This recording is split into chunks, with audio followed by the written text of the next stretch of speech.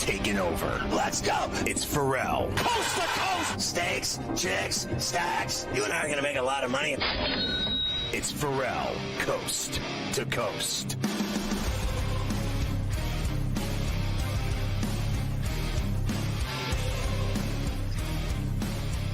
All right, we have into the coup de grace hour, the final hour of love on a Tuesday. We have Coach James Young, of course, to talk basketball, our hoops analyst. You see him on Betting Above the Rim, Pro Basketball Today. Getting ready for the NBA draft and SportsGrid's continuing coverage Wednesday and Thursday night of rounds 1 and 2. From everything that we're seeing, the big talk so far has been about this Ace Bailey not going to the Sixers and ending up as low as 6, right, to the Wizards. What do you think is going to happen? I was talking to Mike DeCourcy about it, and Peichel said he was like literally the best player he's ever coached in terms of, you know, being a guy that did whatever they wanted, whatever they asked. He loved everybody, got along with his teammates, knew the entire staff, everyone. He was close with everyone, never had a single problem with the guy. Why is he getting such a bad rap now? Because he didn't go to some meeting with the Sixers? It can't be just that, can it? Well, he ducked out in a lot of meetings. And listen, I love Steve Peichel. I'm a Jersey guy, but he had 2 of the top 3 players in the NBA draft, and he couldn't even make the NCAA tournament. So I don't know what he's talking about in regards to what he did.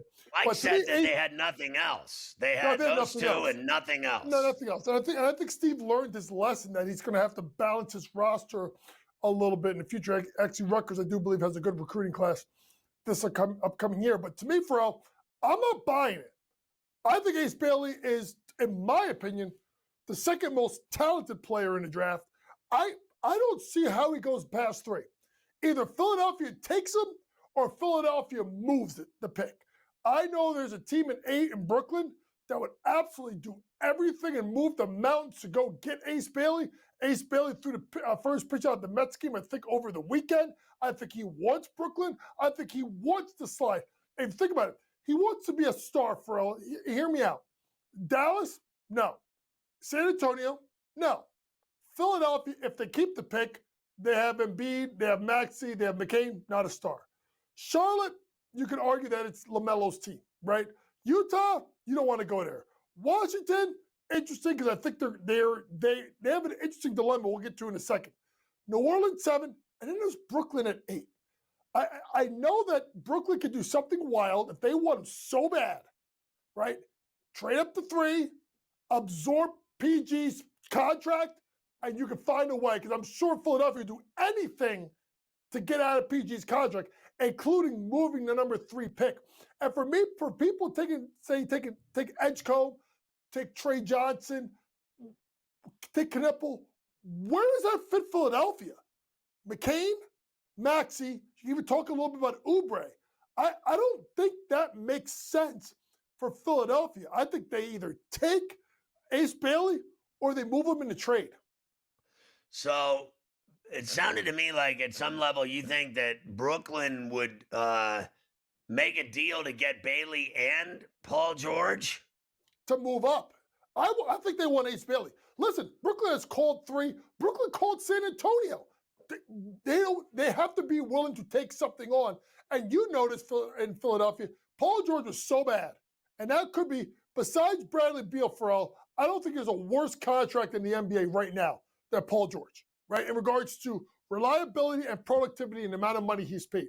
So Brooklyn can absorb that money and go ahead and get that pick. So to me, I wouldn't be surprised if Brooklyn tries again because I think Brooklyn wants to rebuild, start over. I think Ace Bailey wants to be a star, and he wants to be a star in the media market. Brooklyn and Ace Bailey just seems to line up. That's why I think Ace Bailey ducked all those workouts because I think he wants to slide to 8. I just don't think he gets there. That's why I think Brooklyn's got to go get him. So it's just so I understand this. So for Philly, what they get out of this is not having to pay Paul George. It's all worth it to them just to do that and not get the player. I think they could, trade the pick 3 for 8, but for them, they got to get out from under that contract, Ferrall. I mean, what do they? It makes no sense. what that trade did, and I mean that signing did, and for the amount of money, and the fact that Paul George doesn't stay healthy. We all know this. I mean, listen, PG Right. 10 years ago was a great player. Now, playoff P? Playoff P hasn't been around since what, like 2017 and 2018. And don't even tell me. I mean, if you want to ask anyone, ask the Clippers when they traded him for SGA. That trade single-handedly destroyed the Clippers' chances of ever winning a championship but it's a trade till probably the next 3 or 4 years. So do you feel, Coach, that that's the most exciting thing right now going into Wednesday night to keep an eye on is what's happening with Ace Bailey? Because I know your other one of your other props is this Derek Queen guy. You have him going in the top 10, whereas everyone else has him at 11 or 12 or worse. I was talking to DeCourcy about this guy. Loves Queen, but he did say that no team has been interested in him inside the top 10. He said that to me today. And you think he's still going top 10? Folks, I look at things differently. I look at things as a coach and as how I break things down. If Brooklyn doesn't make a trade, they need a power forward. We know that Toronto needs help on the front line, and so does Phoenix, because especially the fact that they have Ryan Dunn as a 3.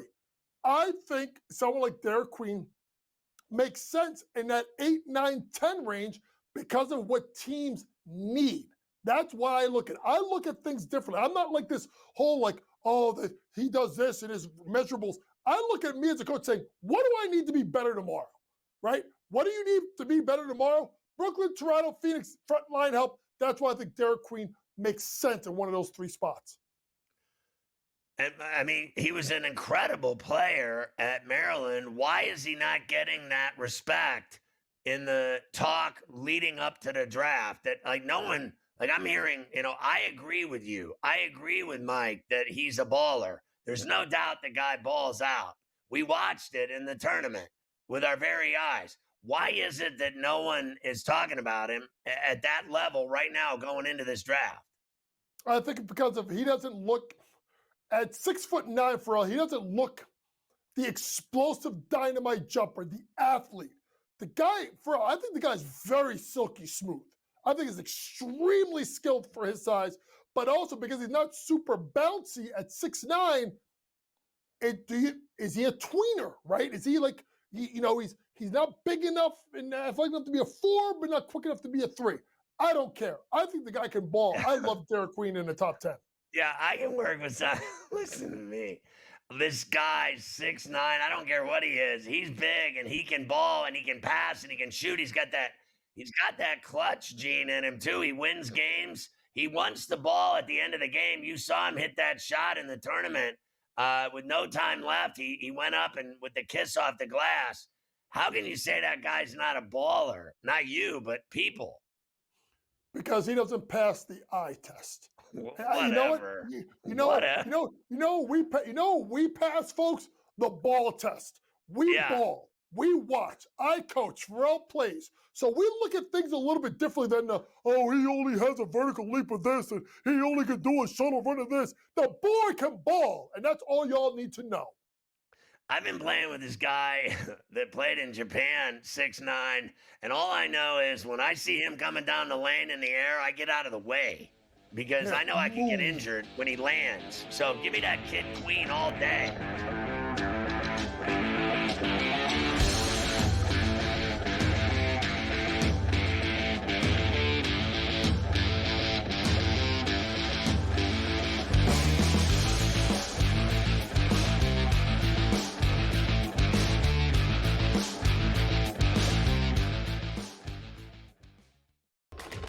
Enter into the magical world of McLuck.com, where even the smallest of spins can win real cash prizes.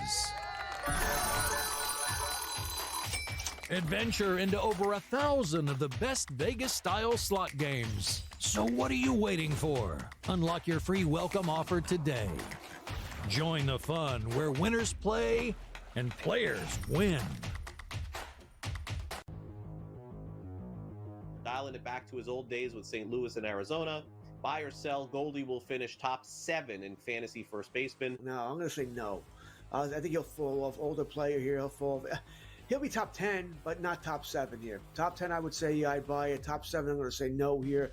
I think he'll put up decent numbers here. Not as good as he was. I don't think he's going to bat 340, 350 all year long. Fantasy Sports Today, only on SportsGrid.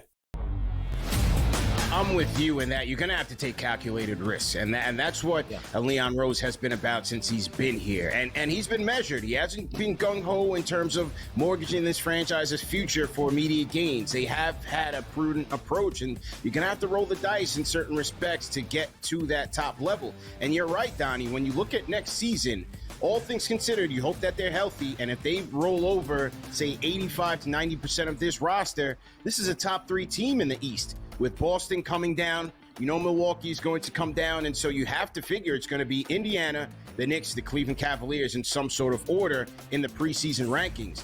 And so where they go from here, Jason Kidd is obviously the hot name right now. Both sides are interested from what we've heard in terms of Kidd and the New York Knicks. Is he that championship caliber coach to take the Knicks there? The Early Line, only on SportsGrid. Every 5 days, it's really exciting when Skeens pitches, and it's terrible watching him pitch because every time he pitches, they don't score. Having him hit the lineup probably would actually help when he pitches. There's no way to do it because you can't, but yeah, it's beyond frustrating. And the numbers will tell you, the books have adjusted. Ferrall Coast to Coast, only on SportsGrid.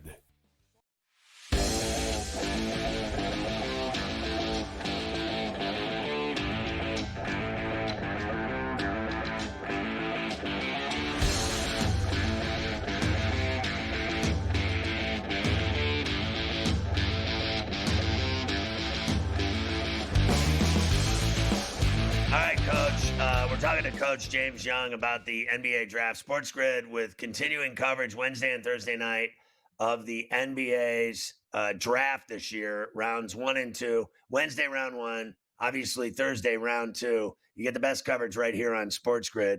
Coach is doing it. The Kevin Walsh, many others. It'll be awesome. Follow the draft on SportsGrid. Do the right thing. Be a good American. Watch SportsGrid.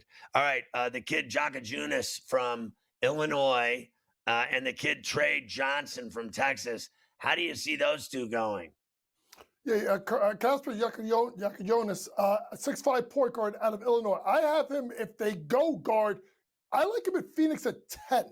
I think this is the guy that could score the ball as a point. He's a big point guard at 6'5". Listen, you play for Brad Underwood, you're tough as you know what. So I like him to go in the top 10. Also, this is a lot of juice money. Trey Johnson at minus 195 to go in the top 5. I like him at Utah. If you look at Utah carefully, Keontae George is at the 1. We don't know what we're going to do with Lauri Markkanen, Walker Kessler, so on and so forth. But Jordan Clarkson is always in the trade market. You could reset that roster with Keontae George at the point, Trey Johnson at the 2, Colin Sexton gets moved.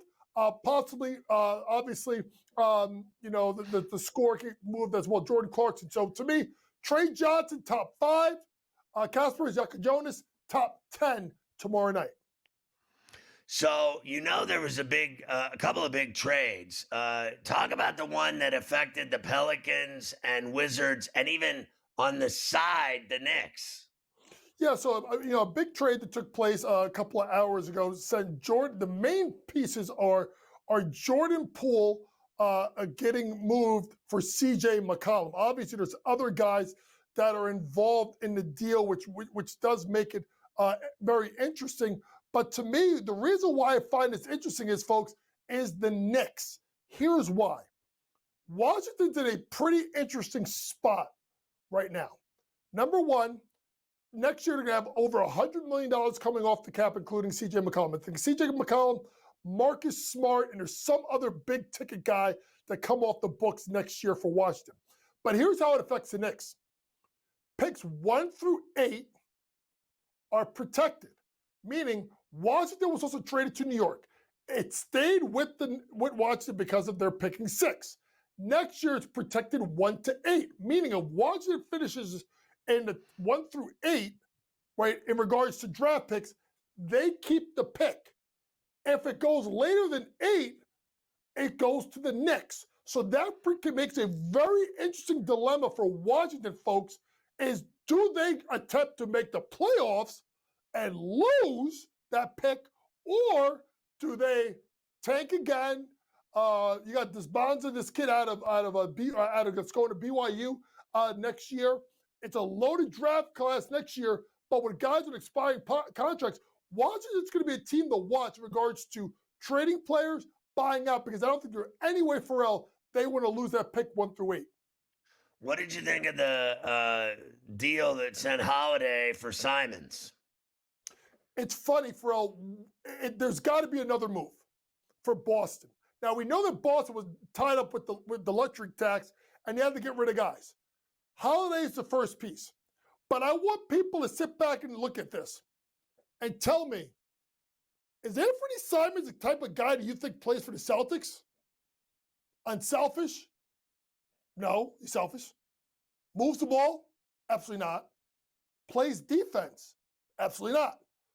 So to me, I thought it was more of getting rid of the salary and then bringing a guy in that they have for 1 year.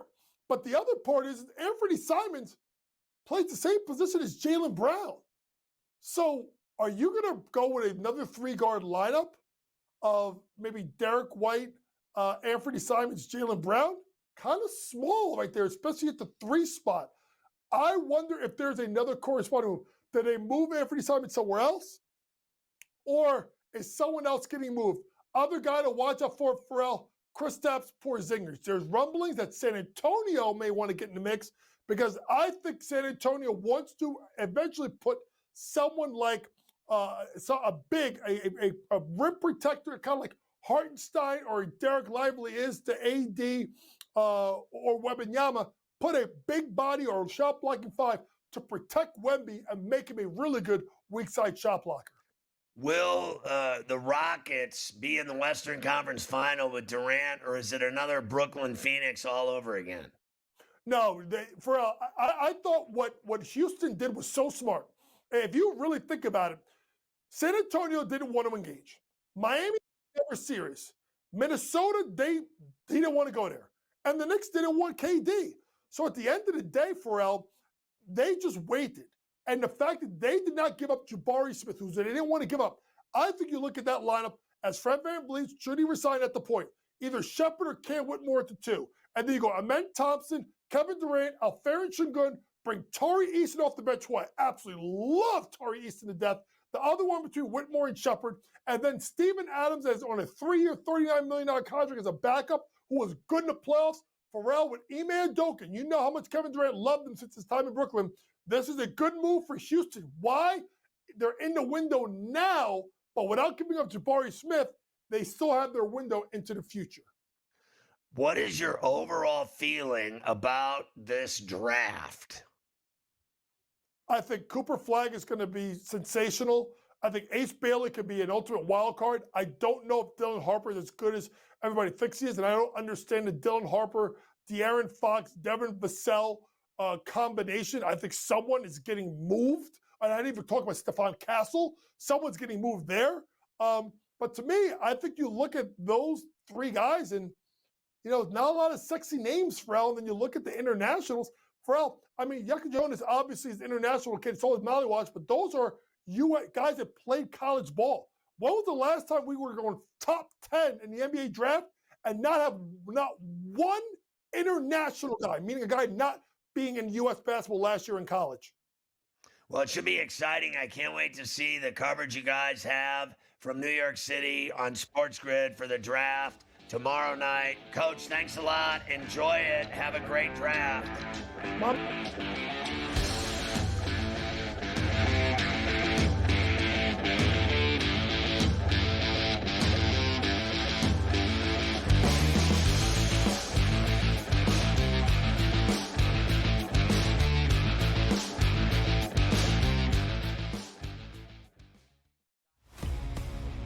just seem like a salary dump, and that's what the shocking part of it is. But also, let's take a look at this. From a Giants perspective, they have money to spend. People weren't taking their money. Now that they hit the trade market, and quite frankly, I thought they got a steal. You're talking about a guy that should be good in the major leagues for the next 7 to 8 years in his prime, and the going rate of a salary for a great baseball player from the free agent market, it's $300+ million. I thought San Francisco made out well. Pro Baseball Today, only on SportsGrid. What do you make of this price tag here, reportedly, of $1.7 billion for a club that right now technically doesn't even have a home ballpark? We don't see a lot of teams sold in Major League Baseball. I mean, if you go back to 2020, Steve Cohen bought the New York Mets for $2.4 billion. The only team sold since then was the Orioles last year, also for around $1.7 billion. Newswire, only on SportsGrid. It was the first time, I think, in Dodgers history that the ballpark was full in the first inning.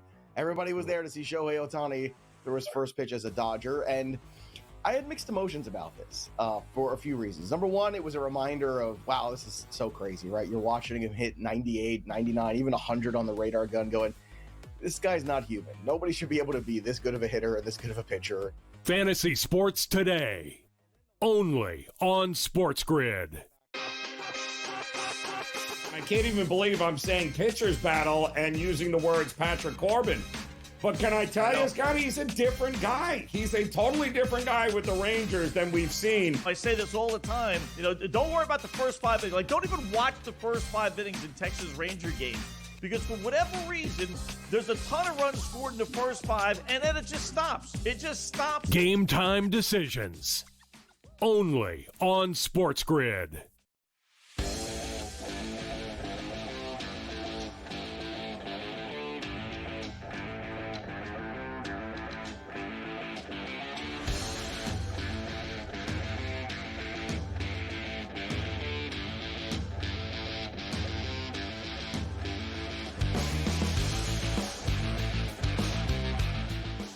All right, so SportsGrid's coverage starts tomorrow night at 7, and they're doing Wednesday night, the first round.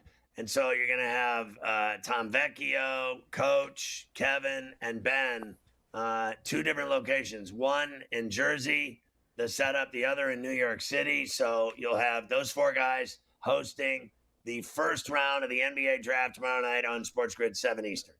The one thing I want to keep my eye on is Kalkbrenner. Liam McNeely, who is shot into the first round from UConn. He was the kid that was supposed to play at Indiana, played at UConn. His stock has risen. And the kid, Jace Richardson, you remember his dad played in the NBA. Izzo loved him. We'll see how he turns out. All 3 of those guys are supposed to go in the first round.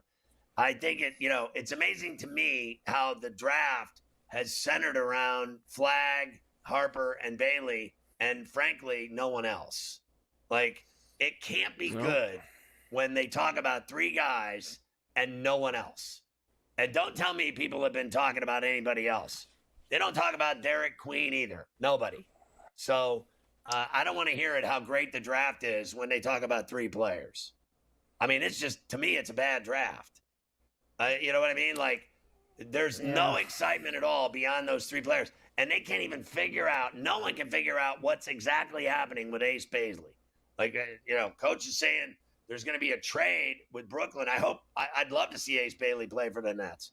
But no one knows if he's going to Philly. They think they're taking the kid from Baylor. Most people think they're taking that kid Edgecombe from Baylor. So I don't think anybody knows whether they're coming or going. And they're talking about 3 players only in this draft. To me, that's not scintillating at all. I got to tell you, that bums me out because I like basketball too much to talk about 3 guys and nobody else. I got to tell you. Yeah, I think it's unpredictable after those first 2. I think anything can happen starting at the 3rd pick. You know what the nobody first 2 has are. that Jagajunas in the top 10. And they also, Queen, I mean, he's as low as 15 in most people's opinions, going into this draft. So we'll see. I was looking at one today that had Jagajunas going to the Nets at 8. And that was the highest I'd seen him go, was all the way up the board. And I saw Kalkbrenner to the Celtics at the end of the first round. I saw him at the end of the first round as well, but to the Suns. We'll see. I don't believe anyone's mock drafts. And I also have my druthers on that kid. I don't deny the kid from Illinois can shoot, but he's small to me at 6'4". They're taking a 6'4" guy with the 8th pick, and that's what they're gonna move him up to. I'll believe it when I see it. Yeah, he better shoot really well if that's the case. He better not miss from that aspect. I don't see that, but I hope you're right. 2 trades today. We've already talked about it. Drew Holiday to Portland for Simons and 2 second-round picks. McCollum to the Wizards and Jordan Poole to New Orleans with a couple of other pieces involved in that one as well. We'll see if there's some more deals. We expect maybe a couple more deals by the time the first round kicks off tomorrow night. We shall see. Next for you, the Knick head coaching search continues to go around the world. It really does get worse by the day. I actually like this, that we are covering this now on a daily basis and every day. Yeah. Yesterday, James Borrego, as bad as it gets, and then today they topped it. They did. They will interview Timberwolves assistant Micah Nori. Who? He'll get an interview. Micah Parsons? Micah Nori. I'd rather have Micah Parsons coaching the Knicks. Are you kidding me that this has to be a joke? Are you kidding me that you're going to fire Tom Thibodeau and hire Micah Nori? No one on the face of the earth knows who that is. No one. Not even anyone that works in the NBA. More people know the chick that's the receptionist at the Knicks. The receptionist at the Knicks front office. More people know her than Micah Nori. How about Mike North? Remember him? He was a sports talk host in Chicago. He's more popular than Micah Nori. Mike North was great. They say he's got a lot of personality, this Micah Nori. That he's got a lot of personality. So does the front office receptionist at the Knicks. She's incredible. She does stand-up at the Comedy Club on Wednesday nights. That's not a bad second gig. You know what I mean? Honestly, as long as you get to go hang out, side hustle, nothing wrong with the side hustle, that's for sure. All right, I've got a few other things for you with the NBA we'll do when we come back. Of course, with the draft almost 24 hours away. We'll do that next. Unbelievable.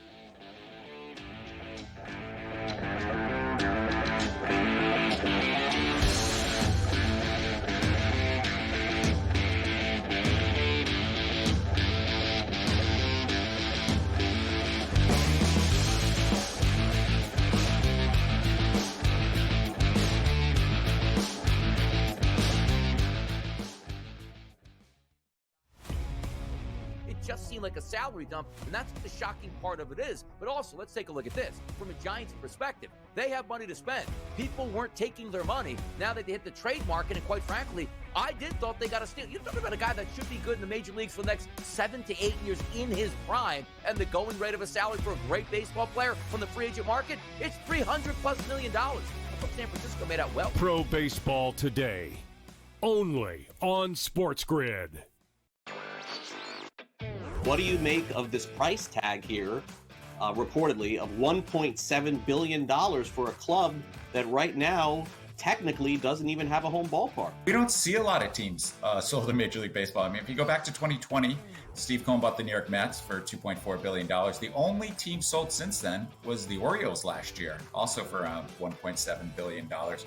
Newswire, only on SportsGrid. Was the first time, I think, in Dodgers history that the ballpark was full in the first inning. Everybody was there to see Shohei Ohtani throw his first pitch as a Dodger, and I had mixed emotions about this for a few reasons. Number one, it was a reminder of, wow, this is so crazy, right? You're watching him hit 98, 99, even 100 on the radar gun going, this guy's not human. Nobody should be able to be this good of a hitter and this good of a pitcher. Fantasy Sports Today, only on SportsGrid. I can't even believe I'm saying pitcher's battle and using the words Patrick Corbin. But can I tell you, Scott, he's a different guy. He's a totally different guy with the Rangers than we've seen. I say this all the time. Don't worry about the first 5 innings. Don't even watch the first 5 innings in Texas Ranger games because for whatever reason, there's a ton of runs scored in the first 5, and then it just stops. It just stops. Game time decisions. Only on SportsGrid.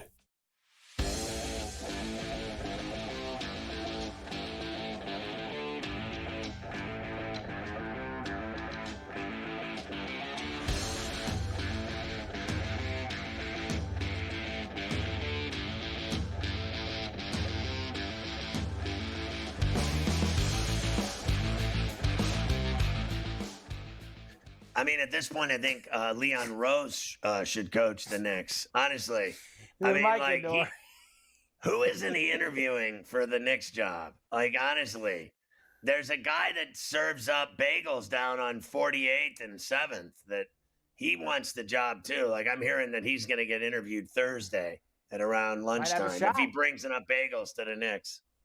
Might have a shot. You never know. Anything's possible with this job. I mean, there's just been. It's going to be one of those. I think two Coach guys should apply for the job at this point. Seriously, he should. He'd be great. It's going to be either Jenkins or Mike Brown. I'd bet dollars to donuts. It's going to be one of those two guys. Oh, God. Why would you not at least? I mean, I would hire Michael Malone just to fire him before I'd hire those two. I'd just give me 4 years of Michael Malone, fire him, give him a $45-50 million golden parachute, be done with it. Be done with it. Luka, news on him today. A significant weight loss. And he's on a strict diet. Very strict diet. Significant weight loss. He has taken all the stories out of Dallas about him in the middle of the year when he was traded personal. He's doing cardio. He's getting all ripped up for this Lakers season. So my cardiologist today told me, he said, you look great. You're down 12 pounds. No drugs, no booze, no nothing. Do what you're doing. Eat right, play ball, swim, be a good American. This is the same diet that they've got Luka on. I told you yesterday, not kidding, that he is shredding weight and looking fantastic, and he's in the weight room banging it and doing everything. I mean, look out. I think this guy is going to go off. He has always been an incredible player with the ball in his hands offensively. Fair enough? Not defensively. Yeah. Offensively, he is, I think, a massive problem, almost unguardable. He does whatever he wants, scores at will, dishes, does it all. And I think him at a lean weight and in shape and ripped and muscle, and you're telling me he's lost all that fat? He was fat, and now he's just shredded. To tell you, that's why we talked about him yesterday. MVP odds. You got to get a shekel or two on Luka, because I think he's going off for the Lakers this year. Going off. Very possible for him. Speaking of his old team, the Mavericks, Daniel Gafford, 3 years, $60 million extension for him. Chris Middleton Didn't he picked miss up his half the season? I hope they enjoy seeing him sit. It felt like more than that, honestly. He never plays. He barely plays. Chris Middleton picked up his $33.3 million player option for Washington. Speaking of never playing. Yes. Chris, but who was going to give, not smart by him, who was going to give him $30 million next year with how little he plays? So what did he get, 43 million?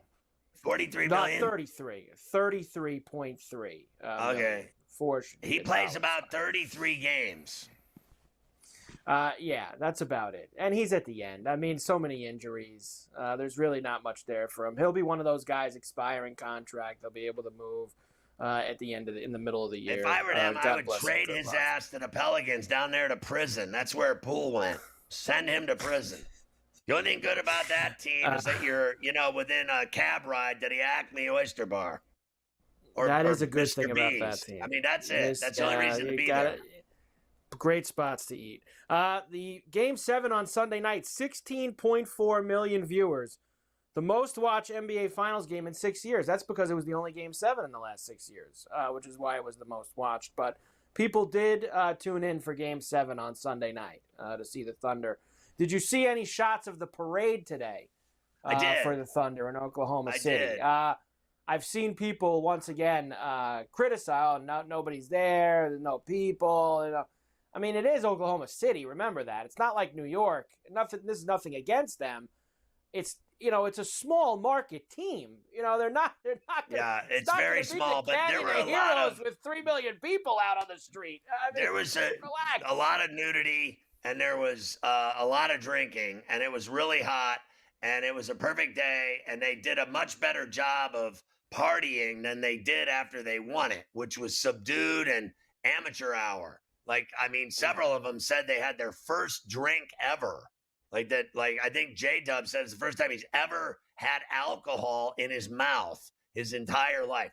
I know a lot of people that way that play basketball. I play with a guy, he's never had a drink, never smoked ever in his entire life, nothing, a doobie, nothing, ever. And all he does is ball. And that's the same way with J-Dub.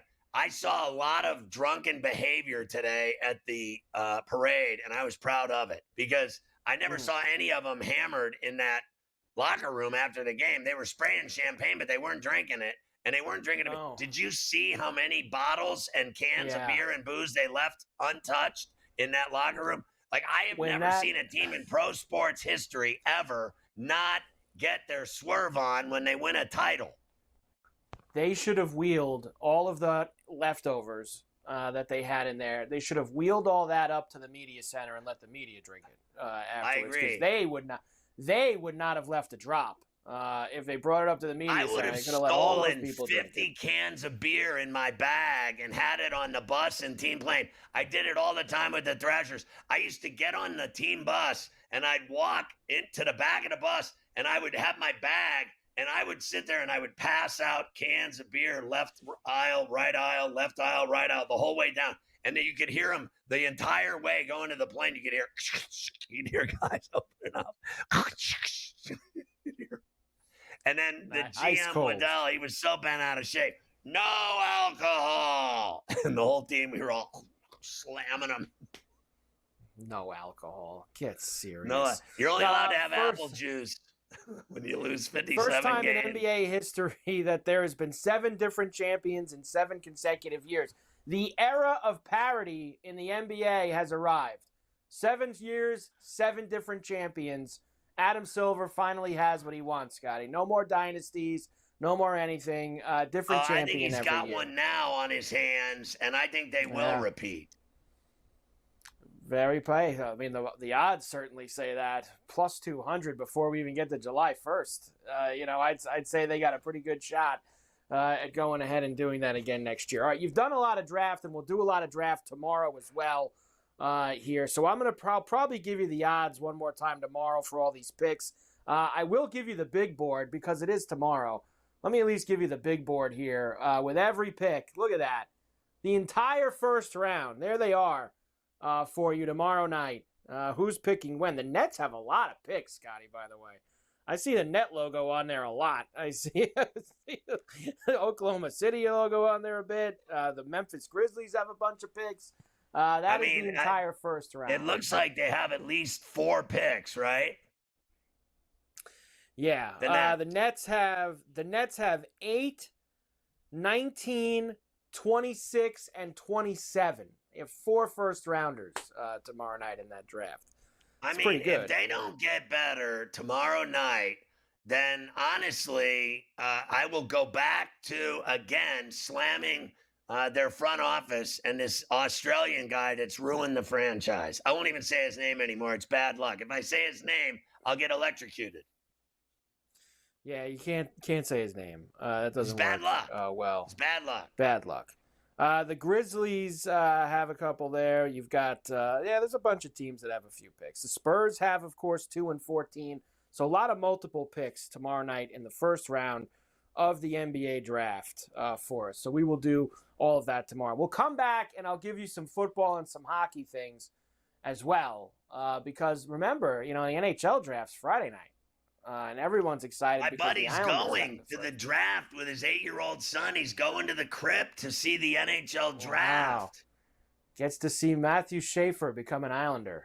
Gets to see Schaefer and gets to see the Penguins go 11 and 12. Not bad back-to-back pick.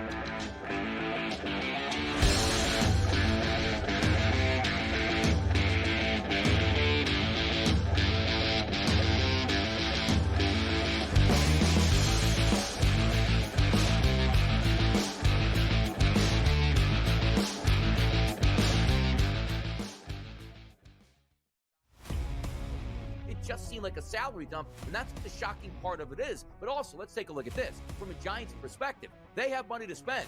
People weren't taking their money. Now that they hit the trade market, and quite frankly, I thought they got a steal. You're talking about a guy that should be good in the major leagues for the next 7 to 8 years in his prime, and the going rate of a salary for a great baseball player from the free agent market, it's $300+ million. I thought San Francisco made out well. Pro Baseball Today, only on SportsGrid. What do you make of this price tag here, reportedly, of $1.7 billion for a club that right now technically doesn't even have a home ballpark? We don't see a lot of teams sold in Major League Baseball. I mean, if you go back to 2020, Steve Cohen bought the New York Mets for $2.4 billion. The only team sold since then was the Orioles last year, also for around $1.7 billion. Newswire, only on SportsGrid. It was the first time, I think, in Dodgers history that the ballpark was full in the first inning. Everybody was there to see Shohei Ohtani throw his first pitch as a Dodger, and I had mixed emotions about this for a few reasons. Number one, it was a reminder of, wow, this is so crazy, right? You're watching him hit 98, 99, even 100 on the radar gun going, this guy's not human. Nobody should be able to be this good of a hitter or this good of a pitcher. Fantasy Sports Today, only on SportsGrid. I can't even believe I'm saying pitcher's battle and using the words Patrick Corbin. But can I tell you, Scott, he's a different guy. He's a totally different guy with the Rangers than we've seen. I say this all the time. Don't worry about the first 5 innings. Don't even watch the first 5 innings in Texas Ranger games. Because for whatever reason, there's a ton of runs scored in the first 5, and then it just stops. It just stops. Game time decisions, only on SportsGrid.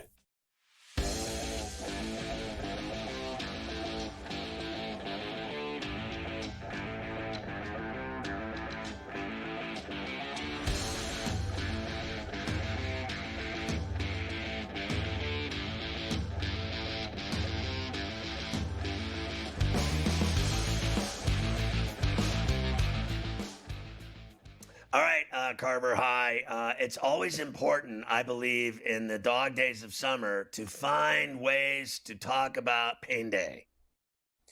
It is important as we slowly trickle towards training camp.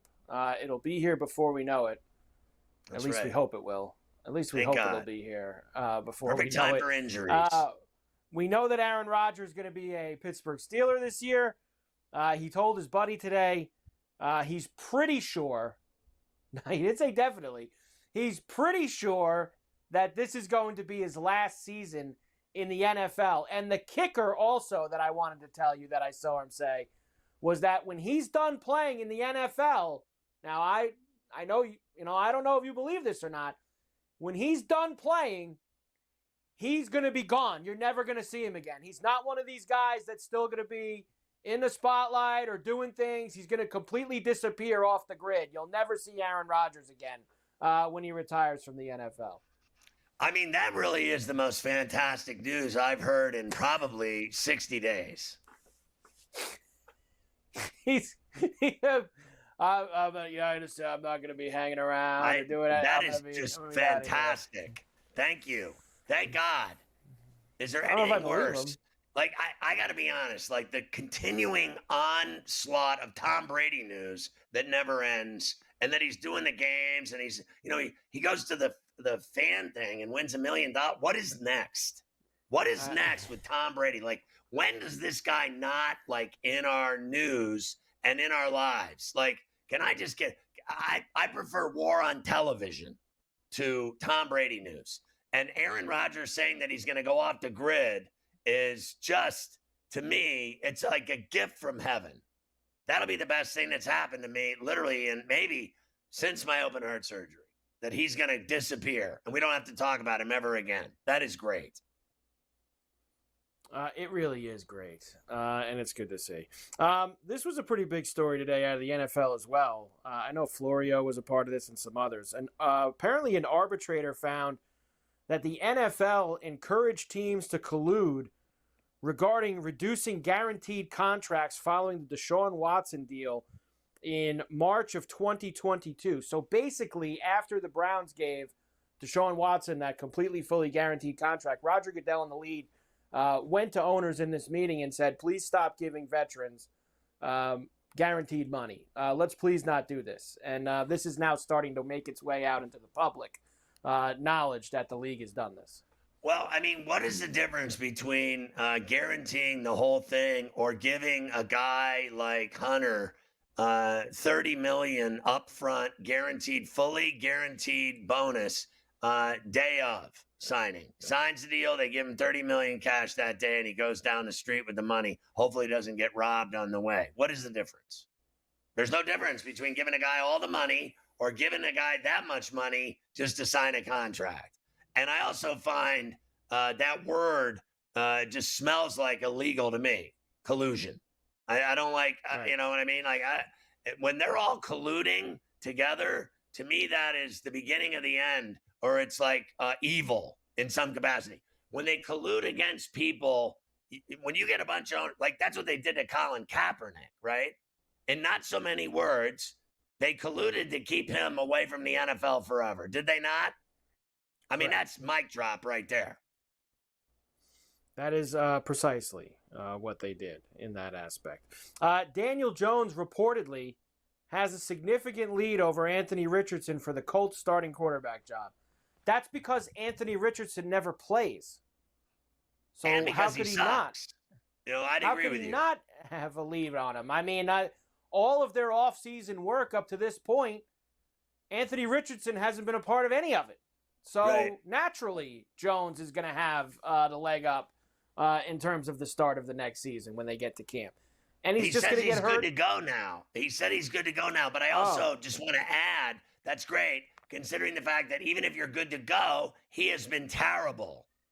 So let's just look at it for what it is. Injured or otherwise, he's been terrible.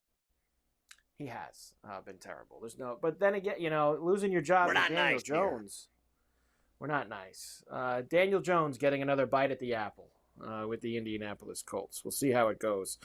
We already know how average he is, and he's had his moments, but in essence, he is fair to Midland at best. Correct. NHL draft will be Friday night, the first round. Some news today. So the Rangers still owed a first-round pick for the JT Miller trade. Now, it was obviously going to Vancouver, but Vancouver made a deal with Pittsburgh. So Pittsburgh now technically owns that pick. And the Rangers had to decide to either give him this year's pick, or if they didn't, next year it would be unprotected. So the Rangers decided to give the Penguins this year's pick, which is the 12th overall. So now the Penguins will pick 11th and 12th on Friday night in the first round of the NHL draft. So there is that board up there for you. And that board, Scotty, probably, it has been updated. There you go. It has the Penguins at 11 and 12. So, nice I job. mean, you know, it would be, I think, beneficial to Kyle Dubas to not F this up. He's got 2 picks, 11 and 12, in the first round of the NHL draft Friday. Don't F this up. I mean, he's F'd everything else up, hasn't he? Like, can we just finally, because they'll never get another, in my view, Lemieux or Crosby.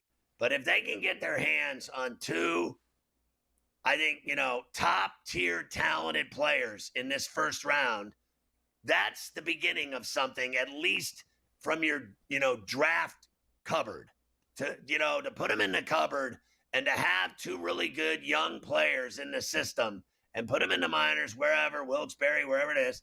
If you have 2 talented guys, it's better than they've been the last several years, which is they've gotten nothing. Or you could even take those 2 picks and maybe move up into the top 5 and steal Higgins from the Islanders trying to get him back. You can go steal Higgins go get him in the top. You need bodies. You want 2 players as opposed to just getting 1. You'd rather have 2. I also saw today, of course, free agency's early next week. Marner already sounds like Vegas for Marner. That's where he wants to go, is play in Vegas for the Knights. Well, who doesn't?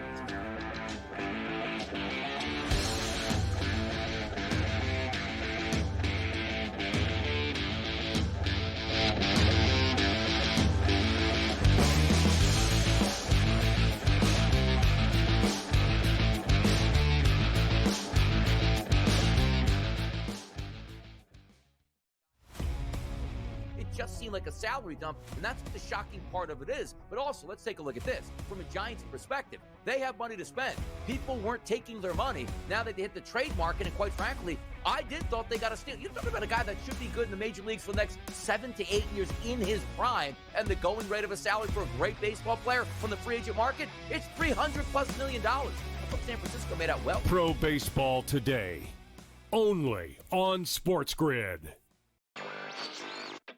What do you make of this price tag here, reportedly, of $1.7 billion for a club that right now technically doesn't even have a home ballpark? We don't see a lot of teams sold in Major League Baseball. I mean, if you go back to 2020, Steve Cohen bought the New York Mets for $2.4 billion. The only team sold since then was the Orioles last year, also for around $1.7 billion. Newswire, only on SportsGrid. It was the first time, I think, in Dodgers history that the ballpark was full in the first inning. Everybody was there to see Shohei Ohtani throw his first pitch as a Dodger, and I had mixed emotions about this for a few reasons. Number one, it was a reminder of, wow, this is so crazy, right? You're watching him hit 98, 99, even 100 on the radar gun going, this guy's not human. Nobody should be able to be this good of a hitter or this good of a pitcher. Fantasy Sports Today, only on SportsGrid. I can't even believe I'm saying pitcher's battle and using the words Patrick Corbin. But can I tell you, Scott, he's a different guy. He's a totally different guy with the Rangers than we've seen. I say this all the time. Don't worry about the first 5 innings. Like, don't even watch the first 5 innings in Texas Ranger games. Because for whatever reason, there's a ton of runs scored in the first 5, and then it just stops. It just stops. Game time decisions, only on SportsGrid.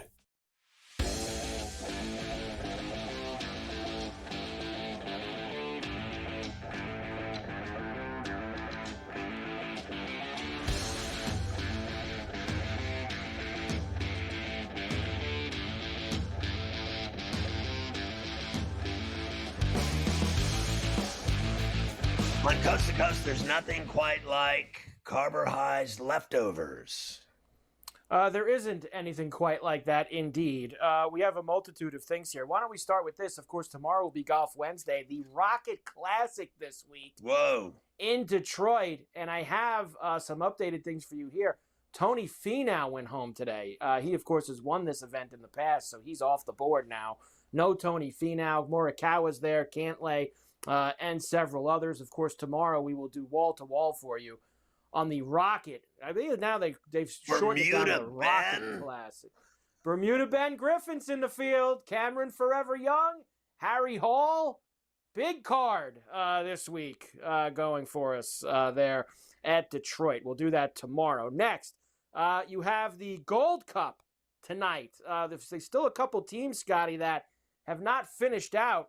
Panama and Jamaica, Guadeloupe and Guatemala. You've got Honduras and Curacao tonight, and Canada is playing El Salvador late, and that will be the final games of the group stage tonight. So these teams will then go and join, of course, the rest. Canada's pretty much just got to win, and they're going to be done. And there's still some other spots to be decided among them. In terms of odds to win the entire thing, Mexico and the U.S. and Canada are the top 3 to win the Gold Cup right now. Yeah, so that the first game, the Panama-Jamaica games at 7 on FS1, and the late night Canada-El Salvador's on the same channel. It's the nightcap. Indeed. As far as the FIFA Club World Cup goes, we have 2 games tonight. First in Orlando, LAFC and Flamenco will play tonight. And then the other late night game, you have Chelsea at 9 o'clock in Philly, taking on Esperanza Sportive for them. So that's how hot is that going to be in Philly? How hot is that going to be in Philly tonight, Scotty? Jeez. 9 thank God it's at night. the Link. Oh, that's going to be muggy for that game in Sticky Philadelphia Jones. this evening. NCAA rule change to let players and staff members bet on pro sports, reportedly not a slam dunk to pass. Why? What is the big deal if the assistant coach of the baseball team wants to bet on the Red Wing Duck game? that night. Why is that a problem? I can't have it, Scotty. Just go ahead. Are we not giving them enough money now between paying them and NIL side hustle? Now all of a sudden we got to let them gamble as well on the side. Can we just cut that off? That's just a bad idea to begin. Here, let's let NCAA coaches and staff members make bets. What kind of dirty felonies are going to happen there? Plenty. I'll tell you what, plenty. Speaking of also having a bad day, James Harden having a bad day as well. He's been named in a suit for alleged negligence in a sexual assault case that took place at his home in Houston on New Year's Eve. So not a good scene for James. I think it involved his security team at the house. An incident happened. Either way, James is involved in the legal mess behind it. That just sounds like a bad situation to begin with. I want no part of it. Ferrall finished. This one is tops the cake. It really does. Our favorite show, Karate Kid, Cobra Kai. Your boy, the villain, Martin Cove, who plays a.k.a. John Kreese in the hit series on Netflix, allegedly, and not so much allegedly because he did it, he bit the arm, listen to this, of his co-star, Alicia Hannah Kim, who was all over the last season of Cobra Kai, and she was with her husband, and your boy, Cove, bit her. He walked by her, grabbed her arm, and took a chunk out of her arm. What is happening here? He was kicked out of the event. He's been kicked out of a lot of events on Cobra Kai as well, including the one in Shanghai. Your boy has not been charged yet, but he's on the lam.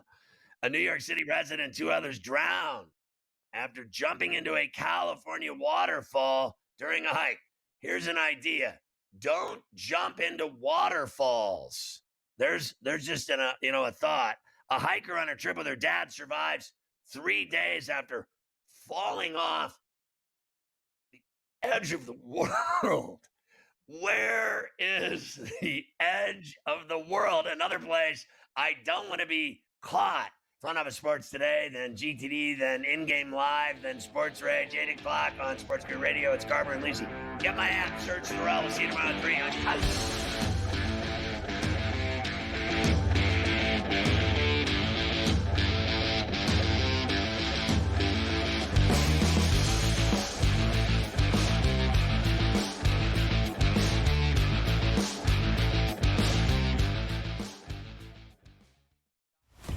At 7:30 p.m. Ditch the guesswork.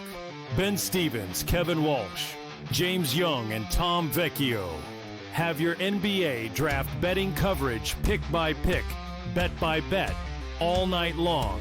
We got all the insights and expert analysis because betting blind isn't a strategy.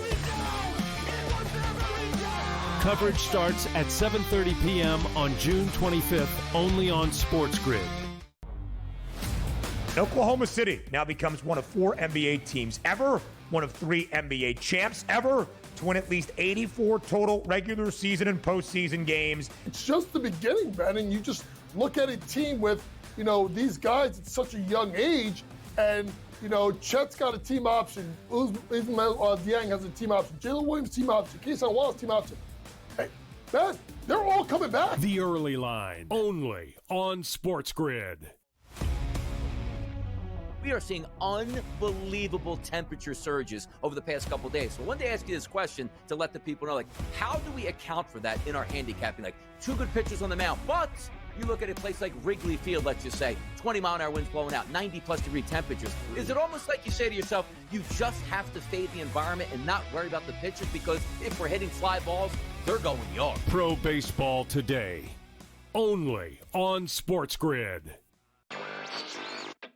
As we know, it's just we enter every year and it's, is this the Ravens' time? Is this Lamar Jackson's turn? Can they get past the Chiefs and all of these other, stalwarts of the AFC? But it's always really about Kansas City when we're talking Baltimore. This potentially, Adam, as I send it back to you, potentially is a game changer in that you get a very talented quarter at a discount price. Newswire.